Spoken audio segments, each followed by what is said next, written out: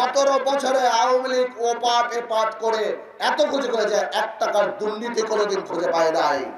সবসময় আমি বলেছি আল্লাহ তাআলা এক জায়গায় বড় করে। আমার বাবা বলেছিল, আমাকে মনে আছে 111-এর সময়, বাবা তখন অনেক অসুস্থ এবং আমি তখন বয়স অল্প।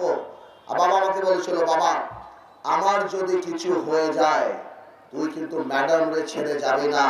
গাছ এক জায়গায় বড় হয়, সব জায়গায় গাছ বড় হয় না। সেদিন থেকে আজকে পর্যন্ত আমি কথা রেখেছি। আমার দেশ নেত্রী আমাকে বিশ্বাস করেছে, আমাদের তারেক ভাই আমাকে বিশ্বাস করেছে, আমি সম্মান রেখেছি।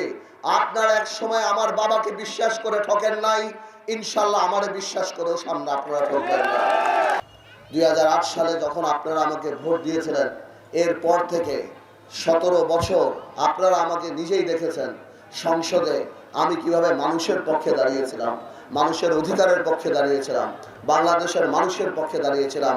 ভোলার এই নদী ভাঙন থেকে আরম্ভ করে, সেই হেফাজত ইসলামের হত্যা থেকে আরম্ভ করে, সেই রানা প্লাজা থেকে আরম্ভ করে, সেই শেয়ার মার্কেট থেকে আরম্ভ করে, সেই দেশনেত্রী খালেদা জিয়ার উপর অত্যাচার থেকে আরম্ভ করে, আমি দাঁড়িয়ে পার্লামেন্টে শেখ হাসিনার চোখে চোখ রেখে বলেছিলাম তারেক রহমান আসবে ইনশাআল্লাহ। আপনাদের আজকে আমার এখানে যত ভাই ব্রাদার মানুষরা আছেন, আমি গরুর গাড়ির প্রার্থী না, আমি ধানের শীষের প্রার্থী না, আমি আপনাদের প্রার্থী, আমি আপনাদের পরিবার। আপনারা বাড়ি বাড়ি যে মানুষকে বলবেন যে আমরা হাত জোর করে বলছি পার্থ ভাইকে আরেকটু সামনে আগাতে দাও।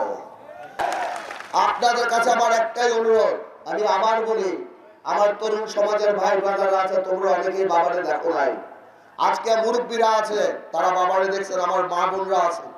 আমার একটাই অনুরোধ, তোমরা বাড়ি বাড়ি যাও, মানুষকে বলো দল মত নির্বিশেষে চলো আগে আমরা সবাই ভোলা এক হই। ভোলার যত বড় বড় দাবি, রাস্তাঘাট উন্নয়ন থেকে আরম্ভ করে ভোলা ব্রিজ, ঢাকা ব্রিজ, সেতু, মেডিকেল কলেজ, মানসম্মত চিকিৎসা, সবকিছু আমরা তখনই আনতে পারবো যখন আমরা ধর্ম বর্ণ নির্বিশেষে, দল মত নির্বিশেষে আমরা সবাই এক থাকতে পারবো। এর ছাড়া আমরা এই দাবি আদায় করতে পারবো না।